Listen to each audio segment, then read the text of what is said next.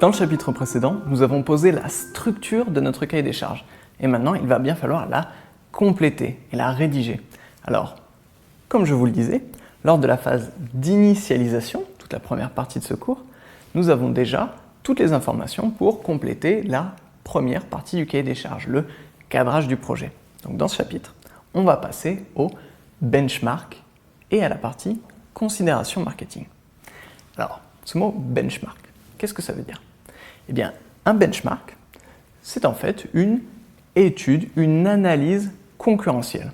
Alors, ce n'est pas exactement une étude de marché, c'est bien moins précis et détaillé que ça, mais tout du moins, c'est une étude donc de tous les projets, de tous les produits similaires existants et qu'on va chercher à analyser pour identifier leurs points forts et leurs points faibles. Ainsi, on va essayer de ne pas répéter leurs erreurs et au contraire, on va essayer de s'approprier ce qu'ils ont fait de bien, ou tout du moins les adapter et les remettre dans notre contexte.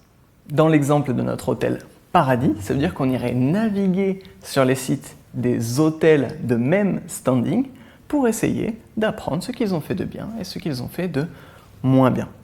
Nous prendrions donc un échantillon de 3, 4, 5, vous pouvez aller jusqu'à 10 sites si vous voulez, mais veillez à ne pas trop en faire non plus, et donc remplir tout simplement à côté de chacun d'entre eux leurs points forts et leurs points faibles. Vous pourrez voir que certains ont une très bonne imagerie, très vendeuse.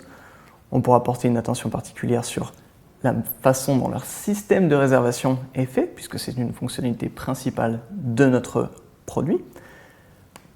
On pourra s'intéresser à leur navigation. On verra que certains ont une très bonne navigation, alors que d'autres ne peuvent même pas être consultés sur mobile, ce qui nous donne un indice sur une bonne pratique dont on ne pourra pas se passer.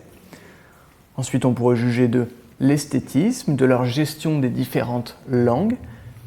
Et comme ça, de site en site, on va pouvoir arriver à une liste de points qu'on va synthétiser et intégrer à notre propre réflexion.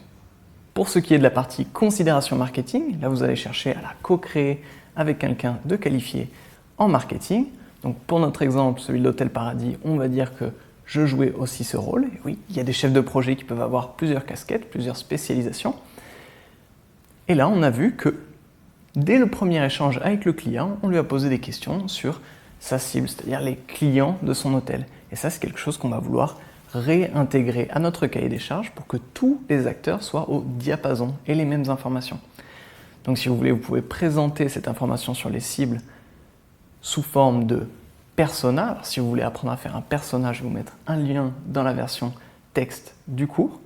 Mais vous pourriez aussi présenter ça sous forme d'une segmentation s'il y a lieu. Cette partie considération marketing pourrait aussi être agrémentée d'une partie sur l'international, notamment s'il y a des cibles dans plusieurs pays. Mais vous pourriez aussi préciser toutes les bonnes pratiques que vous allez suivre en matière de référencement.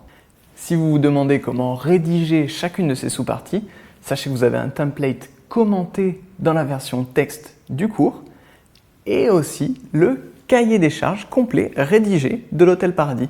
Ainsi, vous aurez le template adapté à vos scénarios, mais aussi l'exemple appliqué. Une fois que vous aurez fait ce benchmark et sa synthèse, mais aussi que vous aurez ces considérations marketing en tête, vous allez pouvoir passer à la rédaction des spécifications fonctionnelles. Alors vous vous dites peut-être que dans le sommaire du cahier des charges, les spécifications fonctionnelles ne sont pas la partie qui suit directement les considérations marketing. Et du coup, j'en profite pour attirer votre attention sur le fait qu'un cahier des charges, on ne doit pas forcément le rédiger de manière linéaire. On peut le rédiger en sautant des parties, en y revenant plus tard, en fonction des informations que l'on a décelées justement